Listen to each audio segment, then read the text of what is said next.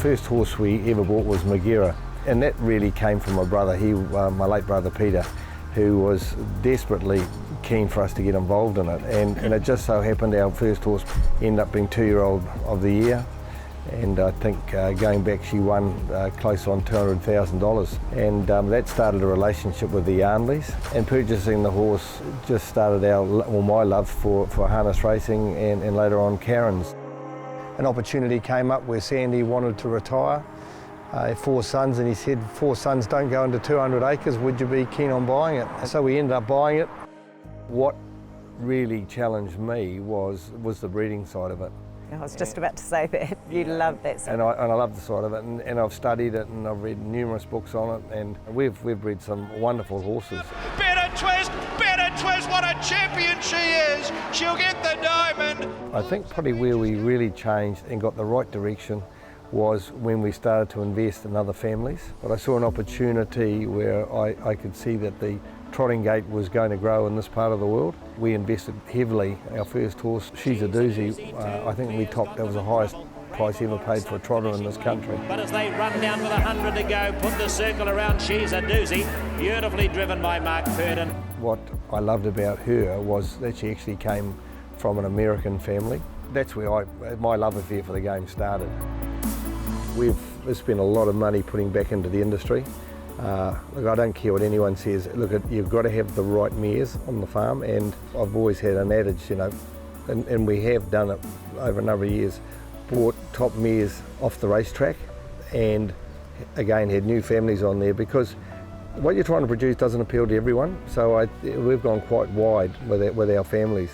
And it's just been interesting. Your clientele has grown with it. A party on. Here's a real quality one. Only 2 starts and give her a diamond. Party. The unbeaten Willow is flying. What a training effort this. Freshened up since a heat at Forbury Park into the Group 1 Alabar Sires Stakes Champs final and shoot. With our mares, we go to the best stallions that we can afford and what we think best suits the mares.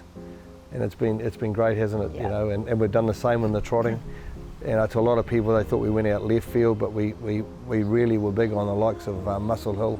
Saw him as the greatest trotting stallion in the world. Cost us a fortune, but we put our best mares to it, and the results we saw on the track. Tickle me pink ahead, Tricky Rick, still tickle me pink, yep, tickle me pink. But it's all Kai Valley Hotspur, and Kai Valley Hotspur wins the Trotters' Derby. We won Breeder of the Year this year, and our success is our staff. Without question, you've got to have the right staff. I'd say you've got to have the right mares. I tell you something, there's something different about the Waikato grass. I think all of those things are very important.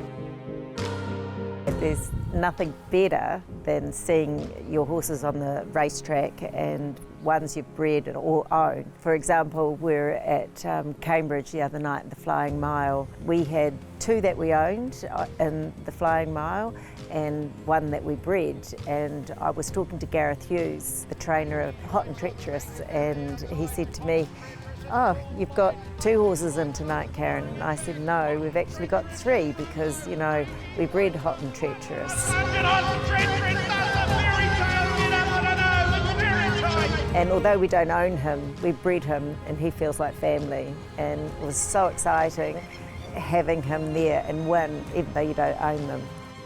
We've been fortunate, like we've bred a number of Group 1 winners. I can do it storming home down the outside. I can do it going out after the ball, right over the top. The Interdom Champ's done it in the Row Cup. What a win! Ellie Mack extends 120 to go, and look at her come through the gears. Ellie Mack, 4 Group 1s at Alexandra Park, and she powers away. Montana Gloria Benayoun drives hard. Mark Purdon gets another jewel in the sulky. Breckon Colours to the fore again. Oh, he's a superstar, a champion pacer. King of Swing wins his 2nd. Delray National Hunter Carpenter defeats Spirit of... They do become part of your life. I think for both Karen and I, the challenge is just the next great horse. We've got about 200 horses. Some of them Karen may not know. She's taking them off and I'm putting them on, so that number varies a wee bit, depending on where we are in the season.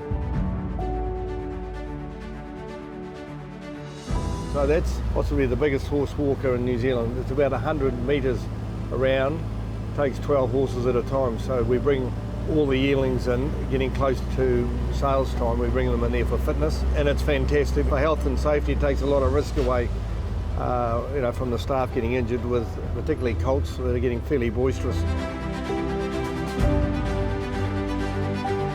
This is the vision of the stables. We're about to build 48 new boxes and then a further 10 up the top. We're contemplating putting in a viewing room, so we'll have 2 stables side by side, parallel, and in between we'll have a room upstairs, which we're hoping to put in maybe a movie theatre in there. So even outside of harness racing, we see upstairs, for conferences. This is the biggest plan we've had in years. We've planted in excess of 1,000 natives. It's brought a lot of wildlife. We won a biodiversity award some 7 years ago. We worked very closely with the Waipa District Council. This was about contouring the land. I was also keen to put in a couple of ponds there, and in fact they head back towards the bush behind me. So this is the entrance to Yarnley's bush. So this is Kaikatea. So this is what traditionally is known in New Zealand as white pine. Back in the day, these trees were cut down and milled for butter boxes, was mainly where it went into. So this is obviously shipping butter back to the British Isles. So, and if it wasn't used for that, it was primarily used for boat building. You will not believe how much this flexes. Unlike, say, a kauri forest or anything that doesn't move, this is amazing in here. And you can then understand why they used it for the likes of boat building. It's very special.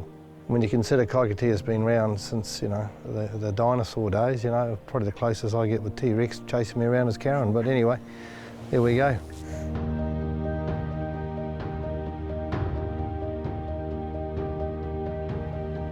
With Karen's vision of getting tourists in here, the idea of bringing in some of the past champions. Hopefully there's a lot more from Breckon Farms that we can show the people the horses and the different things in the Yarnley's bush on the farm. We think we have a lot to offer here.